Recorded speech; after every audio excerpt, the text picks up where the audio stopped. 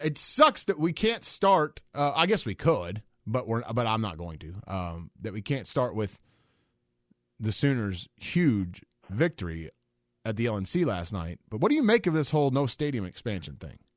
Well, to start with, that residential college deal has been on the books longer than the stadium expansion has.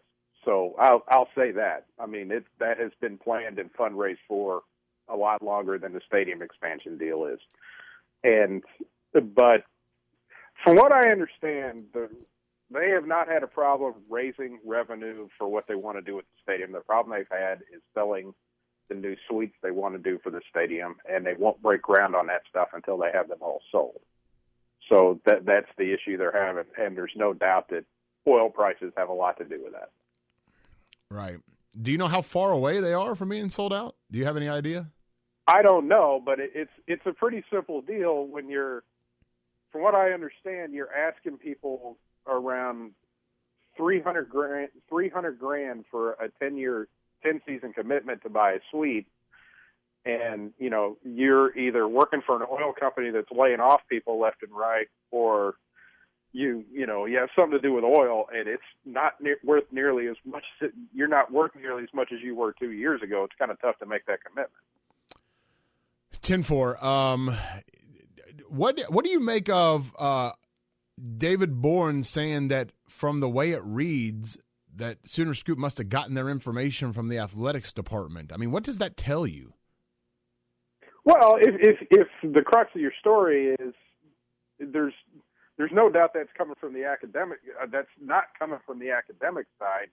If the original story is they're going ahead with this residential college deal at the expense of the football thing. Right. So, I guess my question is, I've been using this analogy for most of the show today, so I apologize to those who are going to hear it for the umpteenth time, but it sounds like the left foot's not talking to the right. Well, it depends. It depends who the left foot is. Like, I remember when I talked to David Bourne in May about the stadium expansion, it's not an expansion. I guess you'd call it a refurbishment. But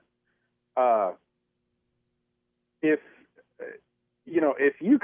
you ask him if there's a report out there and it's not correct, he will murder that thing. He did it when I mean somebody else had reported something about that, and he went right after it. And one of his at least money lines to me was, "I'm the president of the university. If that were going to happen, I think I would know." And that's one of those deals when you talk about big money deals around OU, he is the ultimate source on that, and he's pretty willing to talk about it. So if an unnamed source is saying something he doesn't like, he's going to do everything he can to obliterate it. John Shinn with us on the Little Caesars Hot and Ready Hotline, or OU Insider. All right, let's move over to the court. What was different about last night? I guess, or is it as simple as they went back home? That had something to do with it. A big part of that game was Texas Tech making turnovers in OU's front court and turning into layups and dunks. And once that starts happening, that's the tidal wave you need. And it's just I think it was just a matter of OU played pretty well and Texas Tech just played terrible, and that's how you get a 45-point OU victory. I don't think OU found some sort of magic. If the magic formula OU found is, hey, let's get 10 steals and just about every one of them in the front court to turn into layups and dunks. I mean, you're not going to have many games like that. Bedlam this weekend, how big a ball game is this for Oklahoma as far as, I think we're all in agreement that they're a tournament team, barring something really crazy. But as far as trying to get yourself, into a top 4 or 5 in the Big 12 and get yourself in a decent seed and maybe even get regional preference in the tournament, how big is a game like this for Oklahoma? Must win? Zach loves must wins. Oh, God, don't even start with that. I don't think it's a must-win. Thank you. I think if you win it, it kind of erases everything that home loss to K-State had. That's the 50-50 game on the road that OU hadn't won yet, outside of maybe that Texas game, which I think winning that Texas game when they did probably shot up OU's aspirations maybe a little bit higher than they should have been, because Texas quite frankly hadn't turned out to be as good as anybody thought they would be. But if you get a win, if you get a road win right now against anybody other than TCU or Tech, it's a pretty good feather in your cap. Yeah, that is true. We did this little exercise yesterday on the show, Todd and I, that, you know, I was making a big deal after Oklahoma State beat Baylor 2 nights ago. I was making a big deal about how, you know, it's just so crazy that with most of the teams in the Big 12, and certainly with the 2 local teams in the Big 12, that they are pretty good at home. I mean, they're really good at home. Only one loss between the 2 teams, and that's Oklahoma's overtime loss to Kansas State. And they're both winless on the road, with the exception of the one road win for Oklahoma at Texas. Yeah. And you're talking in conference. OSU lost to Maryland at home. Yeah, just in conference. One loss at home. Just in conference. And so we did this exercise of, what if OU just won out at home and lost out on the road the rest of the way?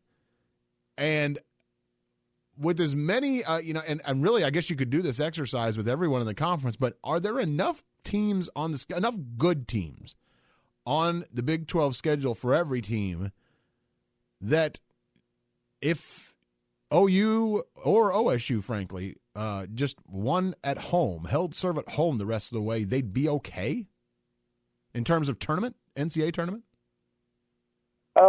They'd be safe? OU would probably be around an 8 or 9 seed. I'm not sure if OSU could get in, but that would be, if you're talking about just going 500 at home and winning them all at home and losing them all on the road. Correct. By the way, that would include just and I could go through the whole schedule. I won't, but that would include a home win for both teams over Kansas. Correct, but it would also include road losses to Tech and right. I don't know. In the TCU. In the Big 12 right now, you're in really good shape because you have no chance of a non-top 100 loss, and in that RPI deal, because Tech and Texas and TCU are both inside the top 100, which is a new deal, which the Big 12 has never had, where every game you play is a top 100 game. 8-8 might get you in. It just kind of all depends on, do you have any top 50 wins in your RPI in non-conference? So OU does. I'm not sure if Oklahoma State does. I think that's all I got for you. Good talking to you, man. All right. Talk to you guys later. All right, man.